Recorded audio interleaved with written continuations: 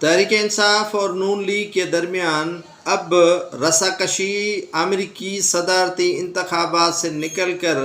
اب ثوابی جلسے میں جھنڈا کون لے کر آیا تھا؟ پی ٹی آئی کے رہنما شیر افضل مروت کہتے ہیں کہ وہ جھنڈا پٹواری لے کر آیا تھا، یعنی مسلم لیگ نون کا حمایتی تھا، وہ جھنڈا لے کر آیا تھا۔ مسلم لیگ نون کہتی ہے کہ آپ ہی کے رہنما زلفی بخاری اور شہباز گل کہتے ہیں کہ ہماری آخری امید ڈونلڈ ٹرمپ ہے اور اس میں ہی امید کر سکتے ہیں، جو ایاک نعبد و ایاک نستعین کے تلاوتیں کرنے والی پی ٹی آئی کے رہنما اب جو ہے وہ گنگنا رہے ہیں امریکہ کے